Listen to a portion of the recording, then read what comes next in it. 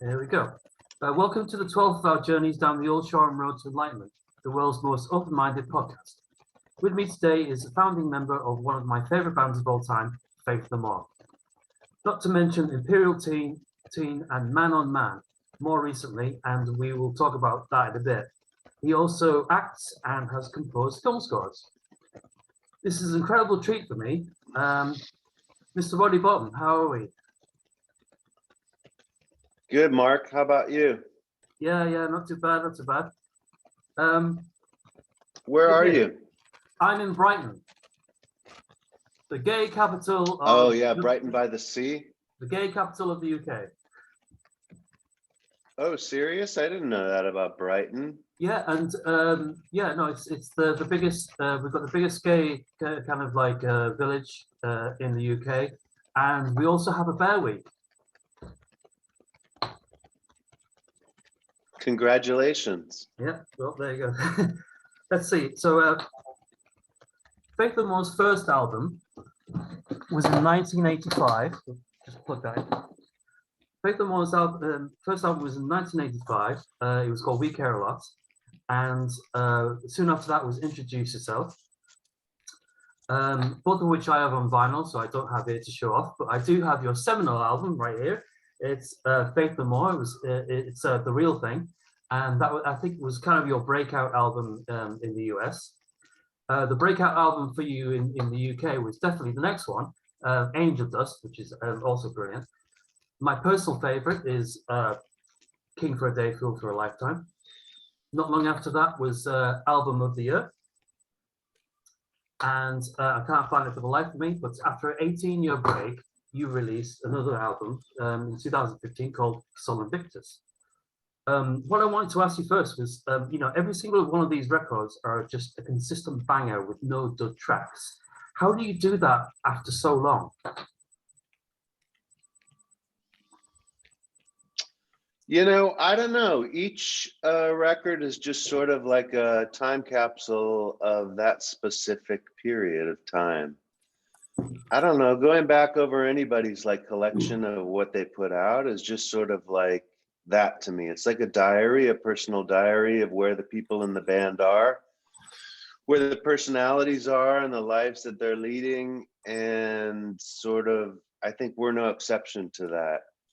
Like you can follow the course of like what we recorded in our very first recordings up through our final recordings and just see where the band was and what we were doing and like the explorations we were making. It was all just like, it spans over a pretty large amount of time, 20 something years or something.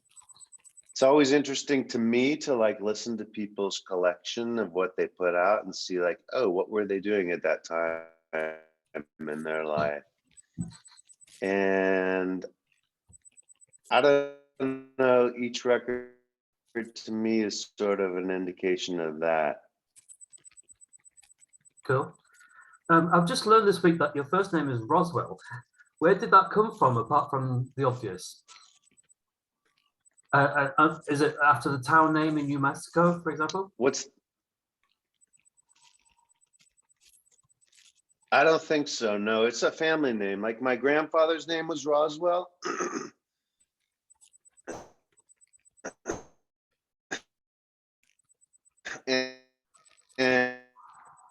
and he was like a lawyer and a judge, and for whatever reason, his name was Roswell.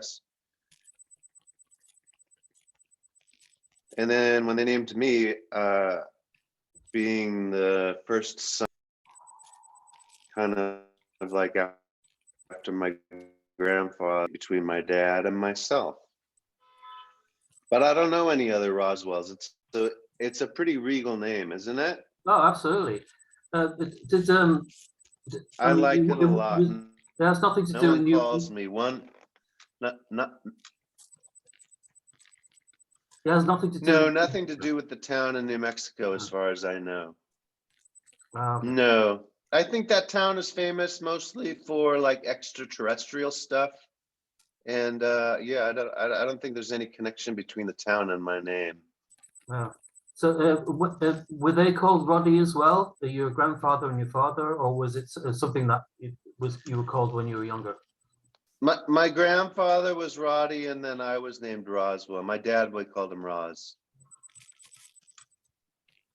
Yeah. Oh, okay. Tell us about your early life and meeting Billy and Mike at school. And when did Chuck and Jim come into play? Billy and I became friends in probably like 5th grade. I think he moved to our neighborhood when we were in like 5th grade, so I would have been like probably 10 or 11. And we went to Catholic school, and we were taught by nuns. And as a result of sort of that, I think we sort of developed a really sort of rebellious spirit. Like there was always like, strong discipline in our sort of upbringing that we rebelled against. And Billy and myself, and it was a small class, but the kids that we hung out with were really rebellious kids. And we sort of bonded. We lived in a pretty idyllic, like nice neighborhood in Lowell, and climb things and throw things at cars from high buildings, and like, do a lot of like telephone sort of pranks on the phone, and got into all sorts of like naughty things that young boys do. And Billy and I became really good friends. We were friends all the way through high school. We went to a Catholic high school called Loyola High School, which was a similar vibe. It was a little more open-minded than the grammar school that we had been in. But similarly, I think we sort of like bonded over a sense of sort of rebellion and sort of breaking rules. And Billy, before me, he got into a lot of sort of punk rock that was happening in Los Angeles at the time. We lived in Los Angeles, and he started going to shows, and I, like, probably as an influence of his, I started listening to that kind of music as well. And Billy got into a band at that point called The Animated, and it was kind of like a soul kind of subversive-y kind of like pop band. And the singer of the band, oh no, he wasn't even actually the singer, but Chuck was in the band with Billy at the time. Chuck was maybe 6 years older than us. And I saw The Animated and heard their records and stuff, or their record. And that's how we met Chuck. And Billy and I both moved to San Francisco at the same time after high school. I was going to a school called San Francisco State University, in which I was studying like film production. I wanted to be a filmmaker. And Billy went to Berkeley, which was kind of a better school across the bay, but close enough so that we were still friends, and we, remained friends through college and stuff. And Billy was in Berkeley a lot, but eventually moved to San Francisco, and we ended up living together with some other friends, and we started a band there. And Billy actually joined the band called Faith No Man with this guy, Mike, who was a singer. Mike Morris was his name. He sort of spearheaded this band, and they were like heavily influenced by like Killing Joke, bands like that, bands like Spear of Destiny, kind of echoing the Bunnymen sort of vibe, real post-punk kind of dark stuff. And Mike Borden was in that band with them. And there was also a keyboardist in the band whose name was Wade. And Wade, at one point, like, they had put out a single, and they'd been together probably, I don't know, 6 or 9 months or something. And they were really great, and we all loved them a lot. And Wade didn't want to be in the band anymore. And I didn't have a keyboard at the time. So they asked me to replace Wade, and I was really excited about that. I didn't have a keyboard, but I borrowed Wade's keyboard for the first show. We played our first show at a club called The Sound of Music, which was me and Mike Borden and Billy and this other guy, Mike, who was a singer. And we just started sort of like going forward as a group at that point. It was called Faith No Man. But at one point, I think the singer was a little bit too bossy. And we did a bunch of shows, but eventually sort of like in the spirit of like the way that Billy and I grew up kind of in a rebellious kind of way, we sort of like, the three of us, Billy and Mike Borden and I, kind of rebelled against that singer. And like, we got kind of sick of like his attitude and how domineering he was. So at one point we said, let's continue the band and kick him out and find a different singer and try something more akin to what the three of us wanted to do. So we and named Faith No More. We changed to Faith No More because we figured we had a little bit of a following as Faith No Man. We just wanted to like, you know, let it be known that we were changing a little bit and but still intact. So we started off sort of doing shows, the three of us, and we had a stance of like, we wanted to create a really sort of hypnotic, sort of like compelling drive beat over sort of monotonous loops, we would call them. And we would sort of get together, the three of us, and we worked at what we were doing for a long time. We had a studio and the three of us would just play these loops, we called them, just like over and over again in a hypnotic sort of way. And we felt like the simplicity of that and the redundancy of like loop driven sort of like heaviness was really effective to us, and we really liked it. And we thought we were onto something. So we started just like sort of like really leaning into that musical aspect of what we were doing. And we didn't really think about doing shows for a while. And when we did, we thought, well, we didn't have a singer that we really gravitated towards. So we decided we'd just start doing shows and have different singers in every show that we did, and have sort of a revolving sort of musical chair sort of element to our presentation. So we started just like playing shows, and every show would be different songs and a different singer. And it was a pretty unique musical presentation in the San Francisco landscape at that time. It was really different. But we did that for a long time. We swapped singers and tried different songs. Really unique city at that time. I was super open-minded. There was a crazy mix of like weirdo hippies, kind of left over from the 60s, 70s, and then sort of this birth of like crazy dark punk that was happening. But also at the time, there was sort of an uprising of really political sort of post-punk like kids with dreadlocks, kind of along the lines of like Crucifix or Crass.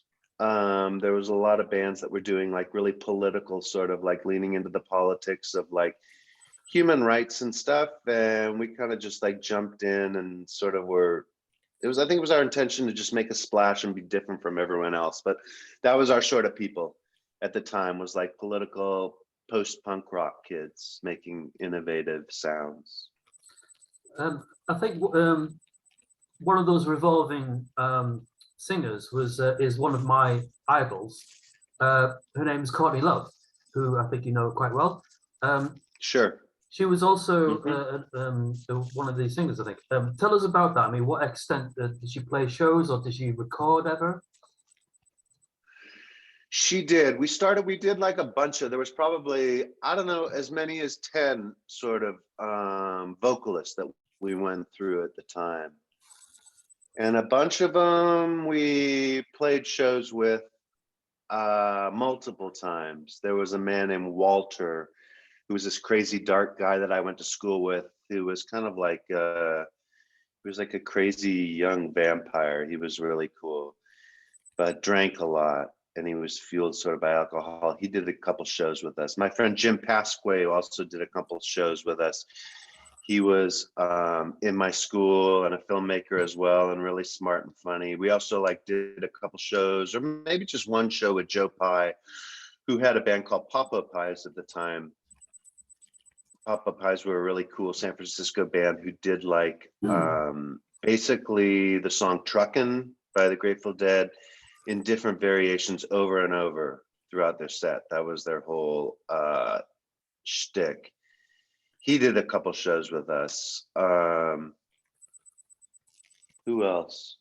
My friend Paula Fraser, who I worked with in a movie theater from Arkansas. She was like a really smart, super talented young woman who she was a knitter, and she could also clog. Do you know what clogging means? No. Clog. She was from Arkansas, and she could do like clogging. It was like a kind of dance, kind of like river dance, but In not clogs. cheesy like that. It was sort of really, yeah, in clogs. Like Okay. that was one of the things that she did. But she was in a band called Frightwig, and I worked with her in a movie theater, and that band was amazing. We loved that. I loved that band. I still love that band. They're still friends of mine today. But all of those people were before Courtney. Then sort of we met Courtney through our friend Deanne Franklin, who was this woman that we met who was kind of like, what I loved about her was she was sort of, she taught water ballet, or she knew water ballet, and she was a punk rocker, and she was friends with bands from Southern California, like 45 Grave and these sort of like influential bands that we kind of liked at the time. But anyway, she was she had gotten into the Grateful Dead and moved to San Francisco, but was still into punk rock. And she had a friend named Courtney. And Courtney had just moved to San Francisco, or moved back to San Francisco from, I think she had just spent a stint in like Japan, maybe dancing, like stripping slash dancing. It wasn't really clear what she'd done. And right before that, she had been in England for a while. Yeah. And when she was in England, she became friends with like the Echo and the Bunnymen people and Julian Cope. So she was really immersed into sort of that sound, the English post-punk sound. Yeah, she was in And she Liverpool. moved back to San Francisco after having been in Japan for a while doing dancing. And she was a really crazy spirit. And we met, and she and I instantly hit it off. And Billy too. We all kind of liked it. We kind of rolled our eyes a lot about it. She was ridiculous, like a really strong presence and a lot of fun. And she and I became really close. And I remember, like, I've told the story before, but she was like I met her and we just like hit it off.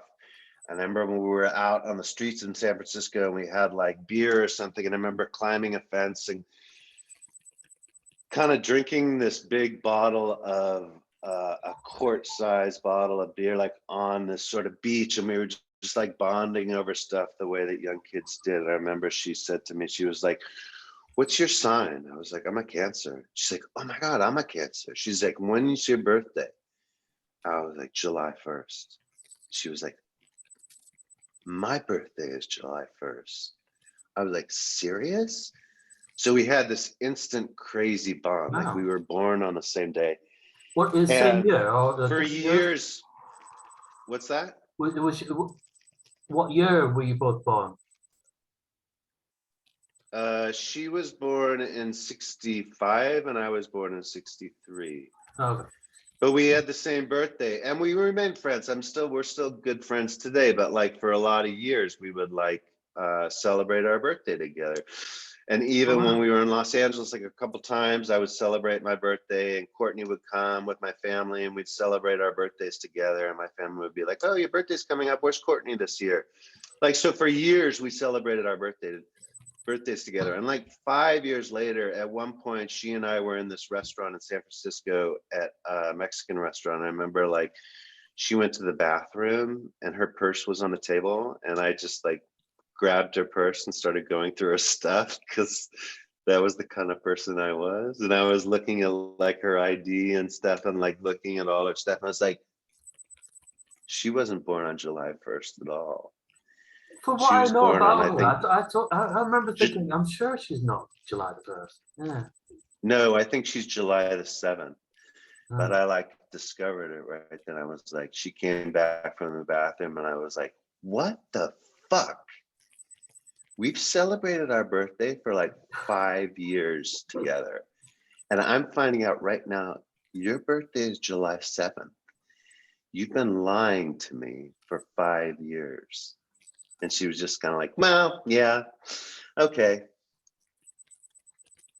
I actually thought it was a different part of the year because when you said that, I was like, is she July?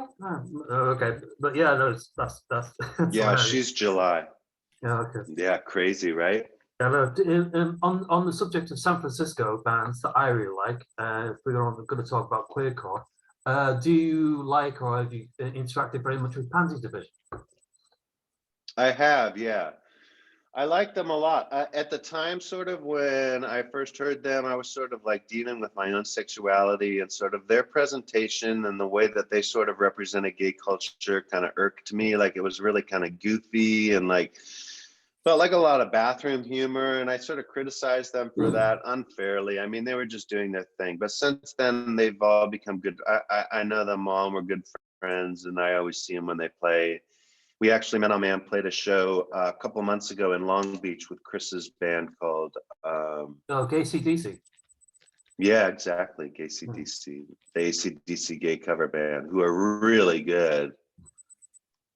Yeah, now I've seen them. But I like Pansy Division. Pansy Division were fun. I think they made like huge leaps and bounds in terms of like the gay rock scene in San Francisco. They were the first band that ever like came forward in that way, in such a bold and bombastic way, like, and shared their sort of sexuality through their music in a way that, you know, people hadn't.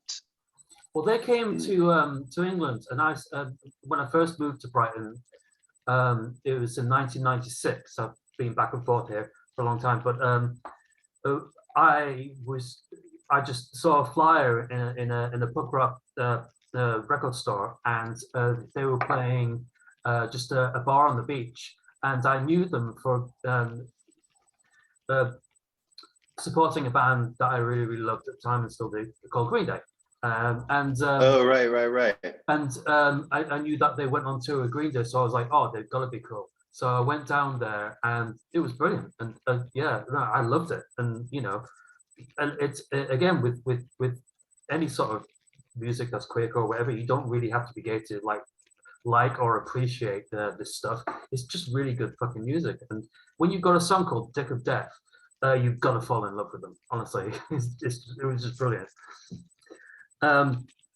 Yeah, that was huge leaps and bounds. I mean, the fact that like, I mean, kudos to Green Day for taking them on tour. Like that was a bold statement from Green Day as well. Like when you saw them with Green Day, was it like, were Green Day really big at the time? No, well, I saw them supporting Green Day on MTV, but they didn't come to America with them. But they just came and did their own tour off the back of that, and played a couple of years later, and just played like little places. And it was just a bar on the beach in Brighton, and yeah, they were brilliant. But yeah, no, it was on the back of seeing them support Green Day and this MTV special.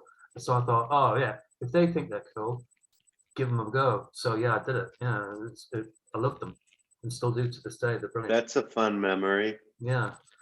On the back of that, I'd love to hear a little bit about your coming out story. You were one of the first people in the rock world to be openly gay. How was that for you in the public eye at the time?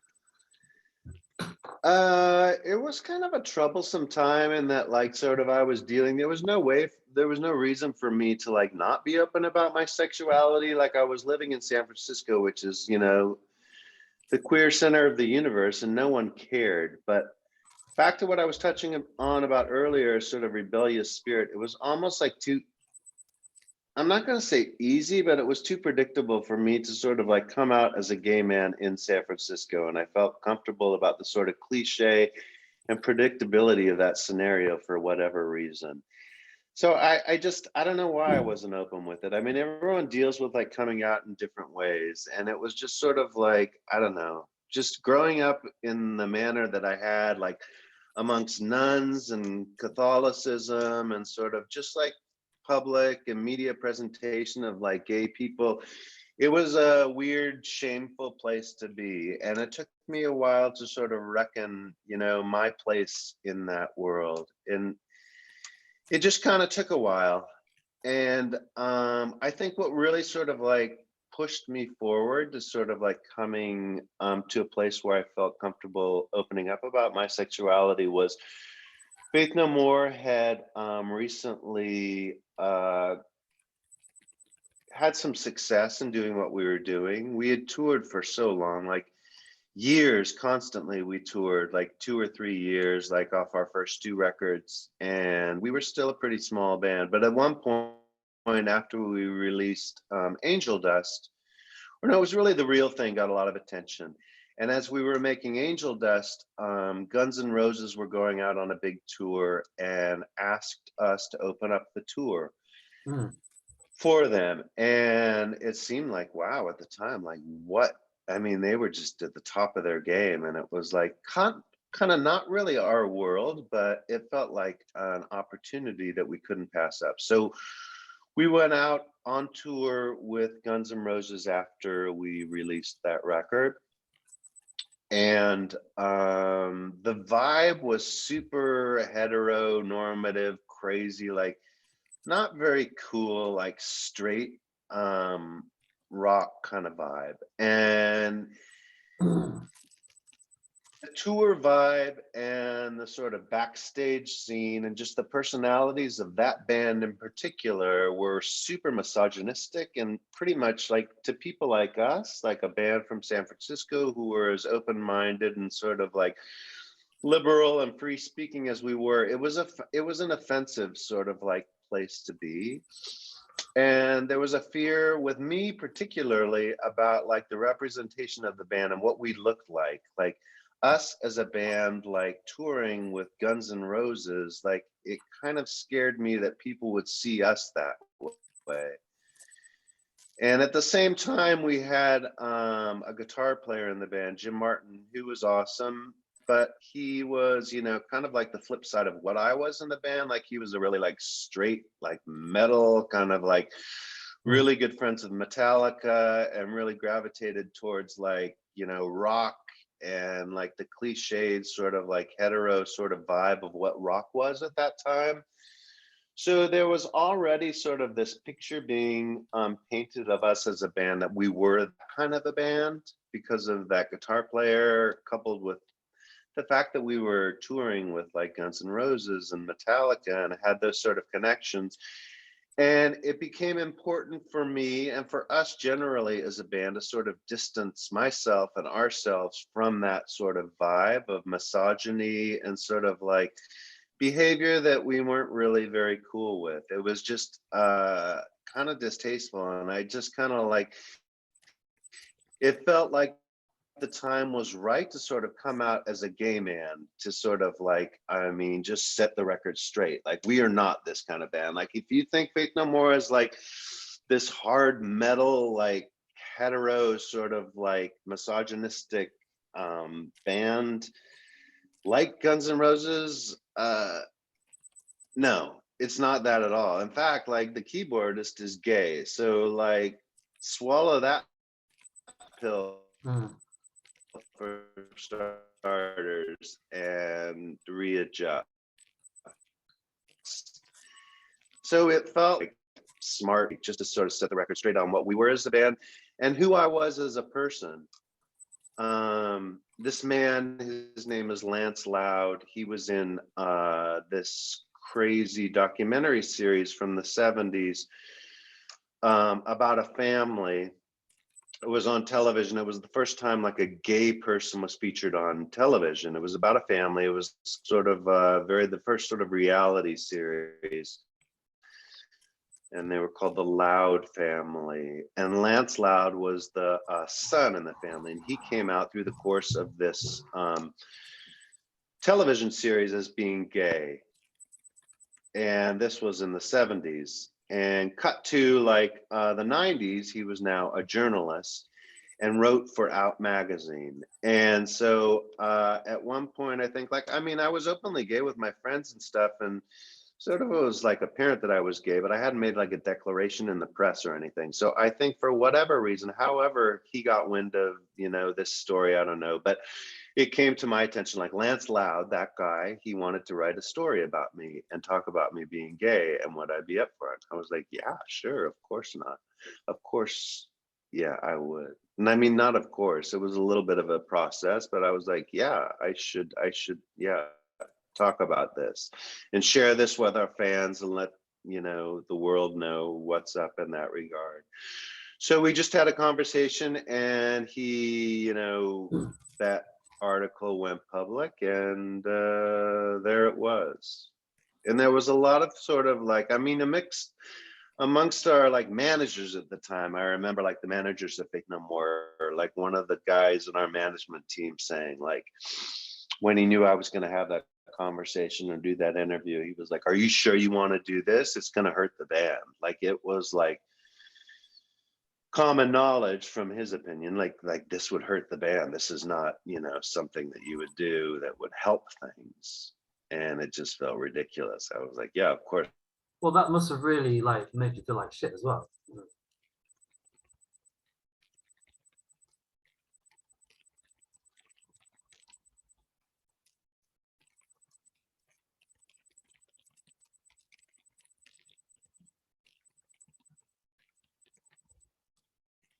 I think your music Came out, and like to our fans' credits, like, do we have a connection problem? Yeah, try that again. So yeah, I was gonna. It must make you feel like shit. Oh yeah, it more than anything just made me sort of like not really trust that particular like manager person. But the article came out, and to our fans' credits, like no one batted an eye. Everyone was like more like, yeah, just sort of applauded the situation, and we're like happy. And We don't care. the amount of sort of like emails and like sort of like, you know, gestures from our fans to me saying thank you, and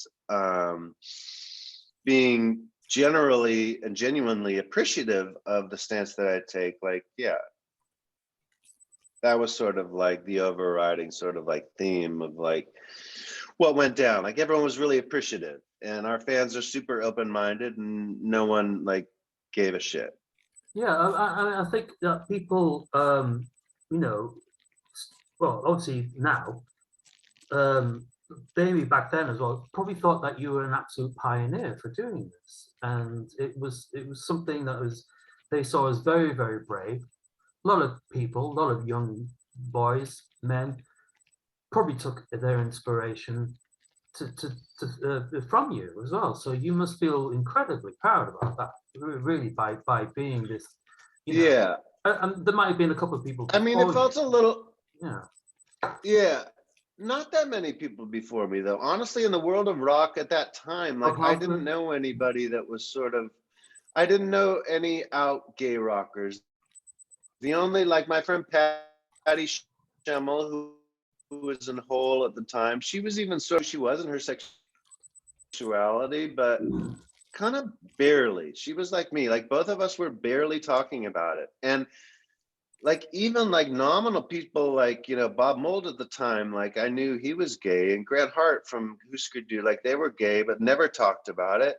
Like even like Elton John was not openly gay. Freddie Mercury, even at that time, not openly gay. So there was no one before me that I felt like I could sort of like not piggyback on, but like, you know, look as a influencer or as an example for me. There just weren't any people that were out and gay in rock. So it was, I mean, there was a handful. Just a handful. I remember someone in the London Suede was gay. And I remember we were playing a festival with Suede, and I was like, oh, that drummer dude was gay. And I remember like trying to make a connection. And I remember meeting Bob Mould for the first time and knowing he was gay and trying to make a connection. But it was just like, shrouded in so much guilt and, you know, sort of like hesitancy to make that declaration. It was a weird time. So at the end of the day, yeah, I'm super proud that I was able to make that statement, you know. Yeah.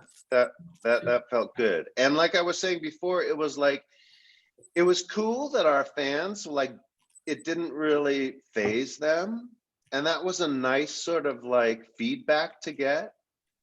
But that's morphed into like, here we are, you know, 25 years later, and it's like, oh wow, the gay rights movement is way more than people just not caring. Like, I don't know if that makes sense, but it kind of wasn't enough, but it was a good start. Absolutely. I just want to give you a bit of backstory for my fandom personally. It was not long after Rock in Rio in 1991, and I set my VCR for in the middle of the night here in the UK to catch the Guns N' Roses highlights, Guns N' Roses, and I was blown away instead by you performing We Care a Lot and the Crab Song. That performance changed my life, and I fell in love with the band. How was that show for you? That was a crazy show. We'd never been to Brazil before, and we went down to Brazil and we're doing this Rock in Rio performance. The whole sort of like scenario around the show was just really just overwhelming. Rio is so exciting. Brazil was so exciting. And we got there and no one knew who we were. And we checked into this huge hotel and there were all of these crazy like legends just like walking around the hotel. Like I remember we saw Rob Halford in the swimming pool in Speedos, and we saw like Delight were there, who were really big at the time. And Prince was there even. Like I got to meet Prince, which was insanity. There were so many different like celebrities and sort of like rock luminaries who were just like roaming around. It was a really intense time. That coupled with like Rio, which is such a cool city, in Brazil, which is like my favorite country. I love Brazil so much. We'd never been there. It was just like overwhelming. But we played a show and it was our first show that we'd ever played in Brazil. And generally, like when we would go to a show, we would get like maybe 20 people in the audience and ask from the stage if we could sleep in someone's couch or something. You know, that was sort of generally how first shows in new cities happen. But this show we played in like, you know, in Rio, in that venue, which is the biggest concert venue, I think, in the world. And it's like sold out, and there's like 20 zillion people in the audience, which was crazy and surreal. But the catch was also that it was sort of, it was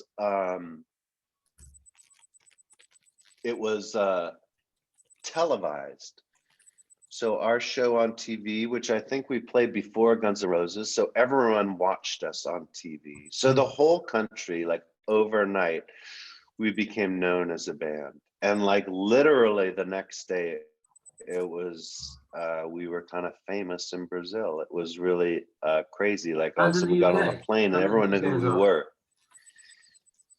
Well, I think in the UK, we'd already had success and people knew who we were there. But Brazil, particularly, we'd never been there. And just overnight, we were like famous. And it was, wow, really intense. Like, and it remained like suddenly, like we were just like mobbed by people in a way that we'd never seen before and never experienced. And suddenly they were like, you know, we needed bodyguards and stuff.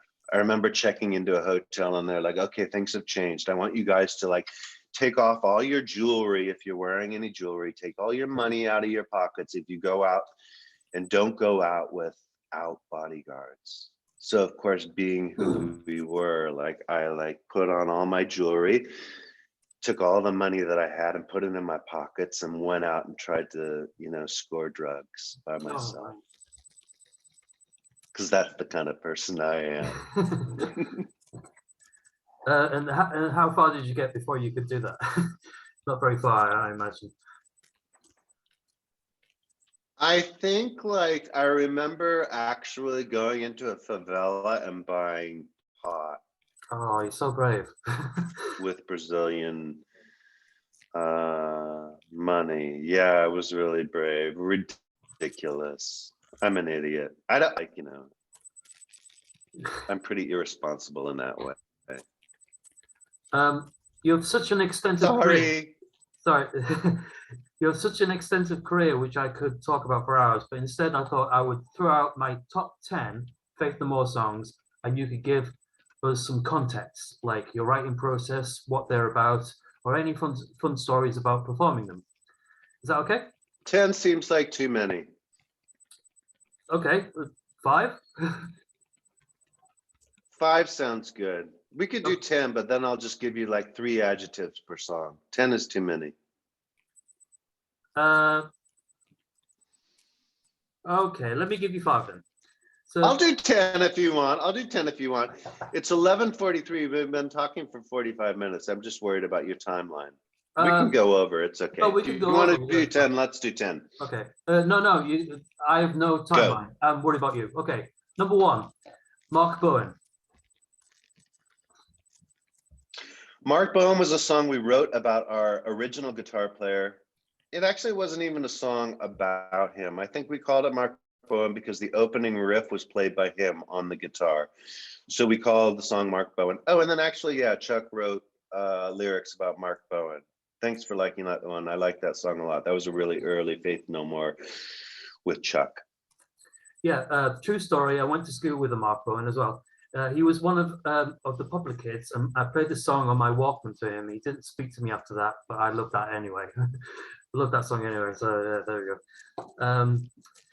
So you missed out. Number 2, She Loves Me Not. I can't remember what that song is. Album of the year. Oh yeah, Here She alone Loves on the Me telephone Not. line, right here where I want you to be. And I know, and I know, and I know, and I know. Oh yeah, that was yeah. I kind of don't remember it so much. I kind of remember it, but it was like, yeah, I think Faith No More got known for like trying different styles a lot, and I think that was like an example of like sort of like a route we went, like sort of replicating a musical style that we just sort of thought was distasteful and funny. I mean, whose idea was it to be a death metal band and a lounge act at the same time? You know, it just kind of happened. Like Jim Martin, like I was saying before, was like sort of this archetypal sort of like heavy guitar player. And I think he brought that into the mix. Mike Borden, the drummer, had roots in that regard, and Billy and I like punk rock, so it wasn't that far from where we were sort of like what our musical pasts were. But loungy stuff, I think, was just a reactionary sort of step we took when people started to like call us one thing. We were really slippery in that regard, and just sort of like we would sidestep and try something different musically to sort of like confuse people. Everything's Ruined.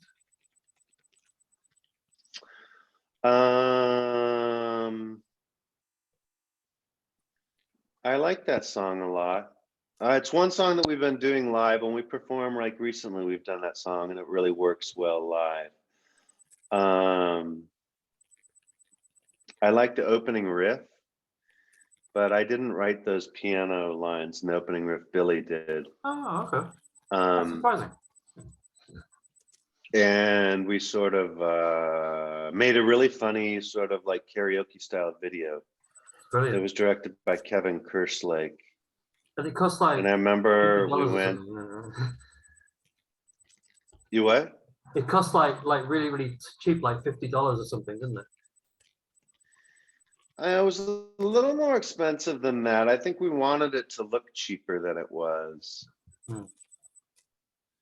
But I remember like we went to the production of it, and we were making that video, and we were watching kids like sort of audition and doing their parts. And Billy and I were watching from above in this like room, looking down at this like hairy kid like jumping around, playing Everything's Ruined.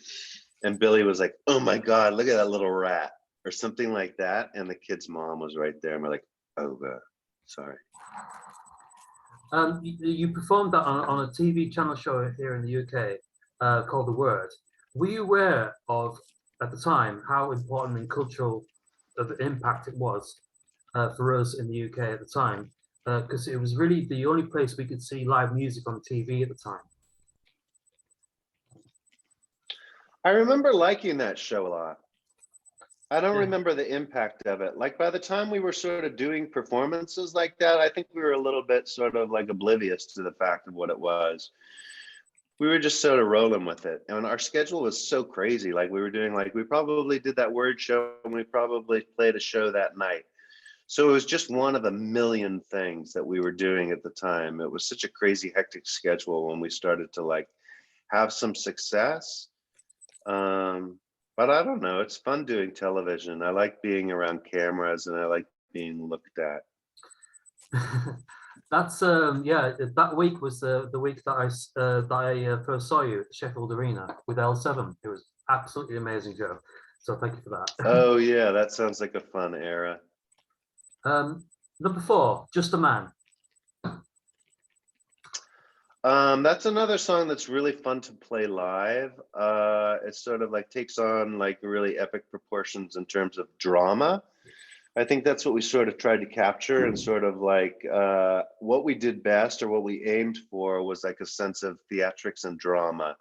And that song to me, particularly in the live setting, has sort of a story and a narrative that works in a theatrical way. I'm really proud of that song. I like that one a lot. There's a great video on YouTube of you performing this song in Brazil with a children's with a young girls choir. How did that come about? Because that's an amazing performance of this song. Yeah, I like that one a lot too. It wasn't a girls' choir; it was just like a kids' choir. I don't even know if it was kids. There was some older people too, but I can't remember how it happened. I think we were just like looking for ways to, like, Brazil, like I was saying earlier, was like a really important country for us. And I think, was it Brazil or was it Chile? Now I'm not sure. Might be in I Chile. think it was Brazil. Now I can't remember if it was. Definitely a I young think it girl. was Chile. Okay, Chile. Yeah, it wasn't girl. It was sort of a mix, but gosh, now that's really bad. I can't remember if it was Brazil. I think it was. I don't know. Will you find out? Well, when I looked up on it earlier to double check for my notes, it came up as Brazil, but that's okay. Okay, well, let's say Brazil. But anyway, it's sort of like, I mean, that's what I thought it was. Both countries actually are super important to us as a band. So when we were going down south to South America, we were looking for a way to sort of like elevate what we had done and to bring in something new. And that felt like a really smart way to do it. And I remember doing that, like we rehearsed with the choir, like out in the courtyard. And it was just so emotional. I remember like crying. It was just like, oh my God, it sounded so beautiful. A choir is so Every time I watch devastatingly. it, I tears. Yeah, it's brilliant. Oh, that's sweet. No, Thanks, Mark. no, absolutely. Okay, number 5, Sunny Side Up. That's sort of a later song, Sunny Side Up. Interesting choice. That was off Sol Invictus. It has kind of a weird rhythm thing. Piano. We did a video with it with like old men in an old folks home that was sort of effective. I like that one. Okay. Number 6, From Out of Nowhere. From Out of Nowhere is a song that's sort of like we kind of wrote it in the early stages of the Real Thing session. I remember Mike Gordon and myself like working on it over and over, and like he and I sort of like, I remember like working out the sort of like arrangement of it. And I remember going to Matt Wallace and asking him questions about like typical pop arrangements and if we were doing it right, because we didn't really know. And it was an exciting song that we usually opened with on our Real Thing tour, and it was really like a real bopper and got the crowd going. Some people in the band don't like to play it so much anymore, so sometimes we don't play it in later incarnations. Yeah, I think Mike said from on stage that he wasn't a fan of the song, but you know, I'm sure I've heard that before in performances. Number 7, And song. And Song was a song we wrote that was sort of like our first venture into like, we wanted to make a pop song that was more like radio and like kind of cheery and sort of like just skew things a little bit from a perspective of we were such a dark kind of like post-punky kind of vibe. And we thought that was a good sort of flip side to sort of like share with people. And we wrote it with Chuck, and Chuck had a whole bunch of friends in New York City, and being sort of like one of his best friends. And so the song sort of was about like that collection of friends and Chuck's place in that world. And they kind of all became our friends too, as we became a band and started playing in New York City. And one of the women in the band is still one of my best friends in New York, where I live. What a day. What a day, what a day, what a day. I always confuse it with the Throbbing Gristle song. What a day, what a day, what a day, all day, what a day. Like when I think of what a day, that's where I go. The Throbbing Gristle song. What a day is good. I don't think I play on it, maybe. I can't remember. I don't think I do. You play guitar in it, So for me, that's one of those ones where no. Oh, okay. That's one of the songs that I get to take a break when we do it live. So it's kind of like, yeah, I like that one. On the word, you played guitar in it. I don't think so. I think that was that other song on that record. Number 9, Another Body Murdered. Sorry to be vague. I'm bad with titles. All right, what's number 9? Another Body Murdered. Boo Your Tribe. Faith No More. Oh, Church of yeah. Night soundtrack. How You did like that one a lot? Yeah, how did that come about? I think it was some music supervisor's idea to create a soundtrack that was like coupled like rap sort of like artists with rock artists. It's actually a cool idea. That was a neat record. There was like weird couplings in it. That's brilliant. Like there was Sonic Youth and someone like, I don't know, Cypress Hill or something. Sonic Youth and Cypress Hill? But we were coupled with the, what's that? Yeah, Sonic Youth and Cypress Hill. Yeah. Yeah, it was a cool idea. That was a fun idea. I think it came after, like, remember when Run DMC did that Walk This Way song, you know, the Aerosmith cover? And it was like such a wallop of a like, yeah. I think that I would cite that maybe as the influence of sort of that sort of like soundtrack. But it was, yeah, rap artists coupled with rock artists. And we got sort of coupled up with the collection of guys called Booyah Tribe who were really cool. And it was a problematic time for me because I think I was like deep into like the throes of heroin addiction at the time. And I remember we had to make a movie or a video for that song, and I was like, it was a messy time for me. So I don't have great association with it, but I really applaud whoever like put that whole collection together. Oh, well, I'm sorry about that, but it fucking rocks, and the video is cool as well. Thanks. I'll go back to it. I want to listen to it. I think it was good. Yeah. And Mike's vocals on that are just sick. Absolutely sick. All right, number 10. Are they? Cool. The last one, Chinese Arithmetic. Oh yeah, that was a fun one. Chinese Arithmetic was like a song that like Billy and Mike and I had been playing for a long time. It was a riff that we loved. We thought was really special. And when Chuck put vocals onto it, I remember him saying something like, he'd heard someone say, oh, that's harder than Chinese arithmetic, or my dick is harder than Chinese arithmetic, or something like that. There was some like sort of like reference to like a hard on and Chinese arithmetic, and that's why he called it Chinese arithmetic. And I remember then later, like he had spoken about that in this interview for BAM magazine, which is this Californian sort of like rock magazine. And my mom's friend, Michelle Nifsi, who passed away recently, but she was a real religious kind of like woman. I remember she saw that article and she wrote me a letter and said, Roddy, just so you know, your parents will be ashamed of this. And I was kind of like, fuck off, Michelle. Shut up. My parents were so proud. They didn't care. And they were like really into what I did and like were super supportive. So like, fuck off, Michelle. Wow.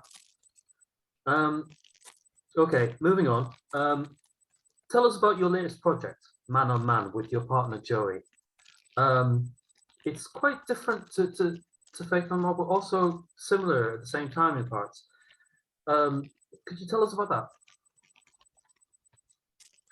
Yeah, Man on Man is a project that I started with my boyfriend. We sort of were in New York, and when the pandemic first hit, it was really scary here. Like no one knew what was going on. And I remember my friend JD Sampson, she's a musician. She's like said to me on the street I saw, she's like, what are you gonna do when, you know, shit goes down? What's your escape plan? I was like, what? She's like, what's your escape plan? Do you have a car? I was like, no, I don't have a car. But it really got me thinking, and it was such a crazy time. It was confusing. No one knew what was happening with the pandemic, and it hit New York so hard initially, and it was such a wallop. We all were really scared. But when she said that to me, JD, Joey and I, we had only been going out for like some months, but we decided to rent a car and just make a reservation to rent a car and like get out of town if things got crazy. So we did, and then the day came up in which we rented a car, and we were like, my mom was sick at the time and she wasn't doing well, and she lived in California, which is really far from New York. But the day came up in which we had the reservation for the car. So Joey and I just got in the car and we started driving west through the pandemic, and it was like a crazy wasteland. It was really scary out there. Road trip. Like that crazy Cormac. What's that? Road trip. I know, it was like that, but not cool. It was scary. It was like The Road by Cormac McCarthy. It was just like wow. zombies everywhere. It was so scary. So we were driving that way, knowing that we'd have to like, we were going to go take care of my mom who was really sick. And we knew that we'd have to like, when we got there, we'd have to quarantine because we were going to take care of my mom. So on the way there, we decided, well, let's just start making some music when we get there. We're not going to have anything to do anyway. We'll be holed up in a little house while we quarantine. So we like made some phone calls and like got a microphone sent to where we were going to go. And Joey had his guitar in the back seat. And at the house we were going to add the piano that I grew up playing. So we had that piano and a guitar and a microphone. So we got there and we had a couple of weeks before we could go and like help with my mom. And we just started writing songs, the two of us. And I don't know, we just really liked them. We were just doing it for ourselves, but we did this one song. We said, let's make a video to it. So the two of us, just with our iPhones, made a video for a song called Daddy. And we put it out on YouTube, and it was like, boom. Like, I mean, part of it was because we were like, you know, in our underwear dancing around, just having fun in the face of the pandemic. And it got a lot of sort of attention. And kids were like, more than not, like, thank you so much. This is really cool representation for us as gay people. Like usually we just see sort of like twinky, like squeaky clean, like boom, boom, boom, like disco sort of gay vibes. It's really nice to see. Not ashamed of your physicality, and like you can like put that out there in the way they were. And what's that? YouTube pulled it, didn't they? What's YouTube. Yeah, soon after that, like YouTube pulled it. Yeah, and they cited that it was like sort of, yeah, they cited like indecency and nudity, which there wasn't any. It was sort of a stupid, silly thing, but it got us a lot of press for what that was. But anyway, putting out that video like made us aware that like, oh wow, there's a whole community of people that get what we're doing, and that this music speaks to. So it kind of like encouraged us to finish a whole collection of songs, and we were just gonna share them. We started making videos and just sharing these songs, and like we kind of developed a fan base. And then this record company called Polyvinyl, this man named Rob, who we become friends with, heard our songs and asked us if we would put out the record on their label. And we said, yeah, sure. Polyvinyl's an awesome label. And we did that, and now we have a record out and we're touring and stuff, but it's a whole thing. How many takes is it required to shoot a video covered in baby chicks?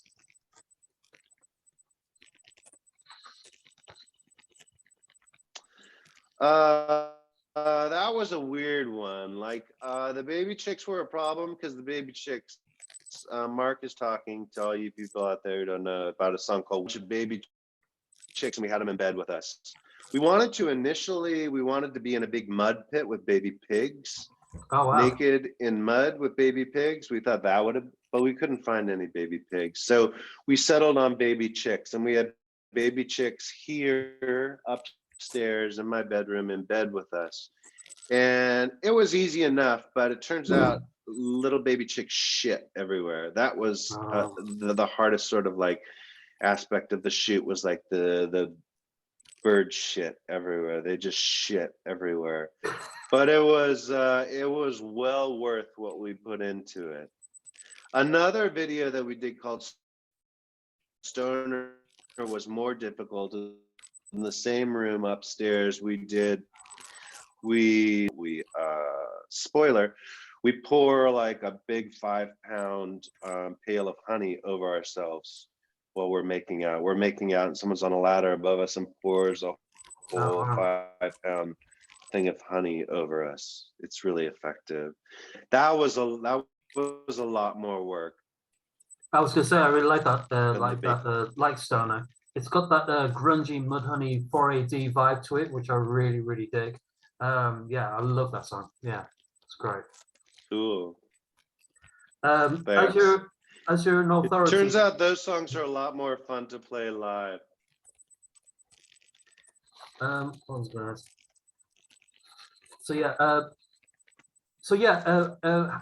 As you're an authority and wrote a song about it, how fun is it to be gay?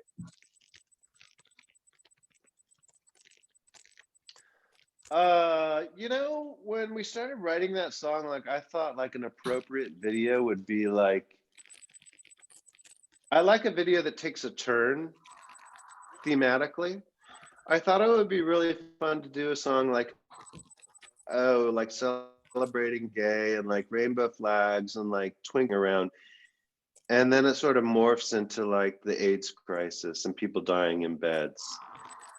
So my original stance was like, yeah, it's sort of tongue in cheek. Like, it's so fun to be gay, but also at the same time, what a lot of work, you know?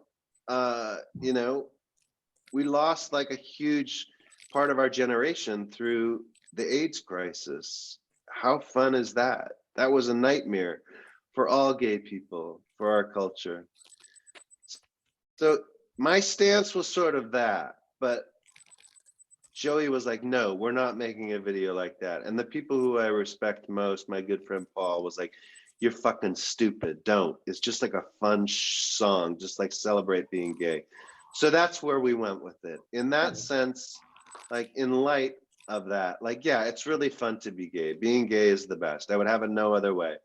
Like, you know, gay people are my people. How did you and Joey meet? We started talking about Joey's a musician and he was working on some solo stuff and he's a fan of Imperial Teen and he wanted to know about like a sort of a drum thing that Imperial Teen had done. So he had a question. So I think he contacted me on like social media on the Instagram and he was like asking me questions. And I can't remember, but sort of sometimes I get these crazy messages on Instagram and stuff, and I was just like, oh, whatever, this guy weird. And then he hit me up like on a app called Growler, which is more like a sex app, a dating app, a gay dating app, and it was like the same guy, and I was like, oh. And I was like, who is this guy? And then we started talking, and he was asking about that song, and he was a music person, and we started talking. And we kind of hit it off and it was clear he's really funny and not crazy. And then we met. I think I was doing a show that night with a band I'm in called Nasty Band, which is a sort of a performance art band. And my good friend Christine was playing too. And Joey came to that show. And I actually didn't see him at the show, but we talked the next day. I assumed he didn't go. I wonder if I put him on the list. I don't think I did. I think he paid for a ticket. But the next day, then we texted again. I was like, oh, you didn't go to the show? He's like, no, I was there. And I didn't really believe him. I was like, oh, really? And I was like kind of testing him. And I was like, oh, he passed the test. He was there. And I was like impressed, like, oh, that's cool. So then we, met and we became close really fast.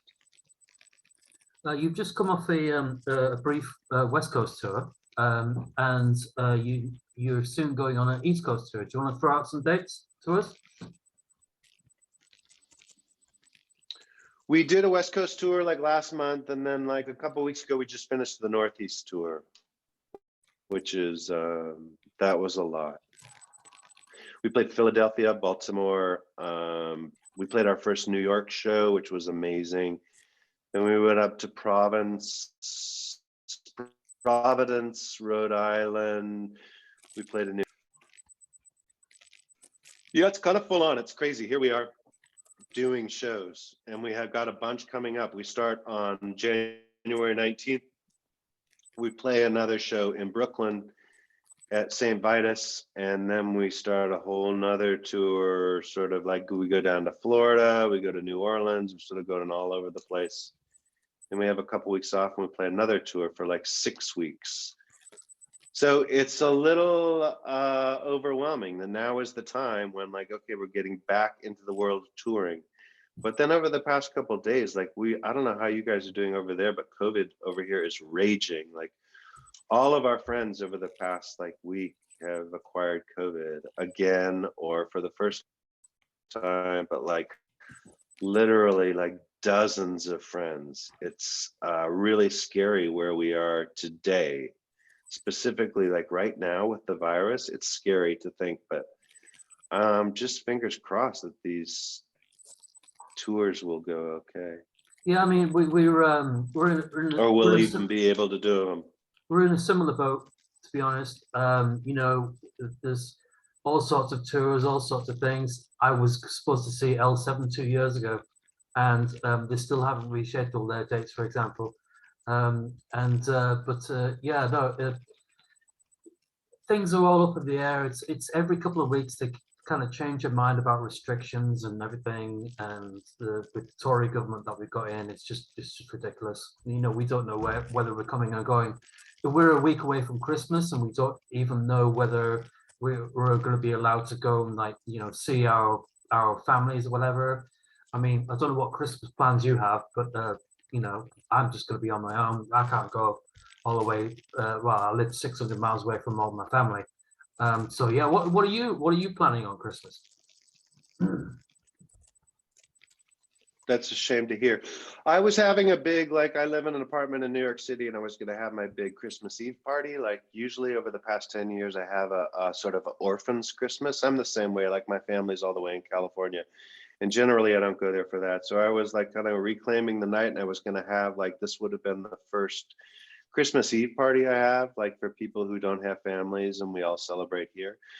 But it's become evident the past 24 hours, that party can't happen. So we're going to be alone. Joey and I will be here. Maybe a niece might come over. My niece lives here, and we'll just have a small Christmas here. That's scary though, England. We're coming, Man on Man is coming to England in just a little bit.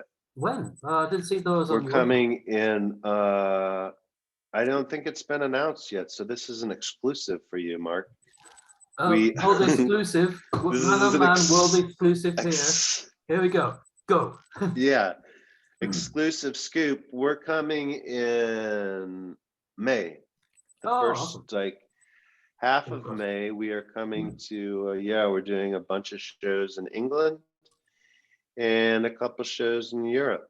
Do you know where in England? Off the top of your head? Uh-huh. I know we'll be in Glasgow. I know we'll be in Manchester. I'm pretty sure we're playing Nottingham. I think we might be playing Brighton. For sure we're playing London. I'll come up to see you in London if you're not in Brighton. I can't remember where else. There's like 8 shows, I think, in England, Oh like wow, all in a row. It's a crazy schedule. that's a lot. And then we're going to play a show in France, and I think we're going to play a show in the Netherlands, and we're going to play a show in Berlin. Love Berlin. All right, Scoops McGee here with the thing. So before I let you go, I want to talk about Faith and More dates and everything. Unfortunately, you've had a load of dates be cancelled and everything, including here in the UK. It would behoove me if I didn't mention it. How is Mike? How is he doing? Please send him all of our love and affection here in the UK. We love you all. How is he doing? Do you have any update? Well, you probably don't, but. I appreciate you saying that. Yeah, I mean, the sort of response from our fans in regards to like our cancellations has just been overwhelmingly sweet. It's so nice, and really makes us feel good as a band. It was a really hard decision to make to not do these shows. Like we were sort of seemed clear that like we weren't in a place to do them, and that was a really tough decision because it happened really last minute. And we'd all been gearing up for these dates for so long, and particularly the ones in the UK and in Europe that were happening over the summer. Again, like you were talking about L7 and like rescheduled dates, like these have been rescheduled like a couple times, and we were all looking super forward to them. And I know like people who had tickets and fans were really looking forward to it. And it just kills us that sort of we're at this point where that was a tough decision to make, to cancel those shows and Australian shows. But it just sort of like, yeah, it's just a time right now in sort of like particularly coronavirus world, and like, yeah, it's just difficult. Everybody's sort of living by themselves and sort of trying to sort through with like, personal health things. And that's just sort of what came up with like with us as a band, like the personal health aspect of like who we are and how we can perform was sort of in check, and it just felt like it wasn't a possible thing. Mike seems to be doing good. I think everybody's working on who they are and their health, and hoping for the best, that everything sort of like continues on a trajectory of like getting better. Yeah, it's just like it's a really sad situation. And again, apologies to everybody who had tickets, and it's just sort of, that's what comes up a lot, is like letting people down, and that's a hard place to be, because I think we've always been a band that sort of like stands like by our word. And Oh no, you've not let anyone down. We all love you. We all respect you. Cancel shows, and it really No, hurts. you haven't let anyone down. We love you and we respect you. And when everybody is good and golden, we're all gonna fucking rock the place. That's all I can say about it. Yeah, we appreciate that. I mean, hoping for the best, hoping that like everybody feels better, and then at some point we can reschedule these dates. That's what we're all aiming for. Have you? Who knows? It's a you, crazy world right now. Like, have you all wrote or worked on anything since, like new material, or are you not at that point? no, I mean, all we were doing was we sort of had the live show intact. That was a lot to sort of prepare. It took a couple months for us to get ready to play live, and we were pretty much there. And then everything just kind of fell apart. But when we were preparing and getting ready for stuff and doing rehearsals, we haven't been writing any new stuff. Okay, well, I think we'll leave it there. Mr. Roswell Bottom, thank you very much for joining us here on the podcast. And I bid you a fond farewell, and lots of love to Joey, lots of love to Mike, and maybe we'll talk again sometime down the line, brother. Thank you very much, and we'll talk again soon. See you later, mate.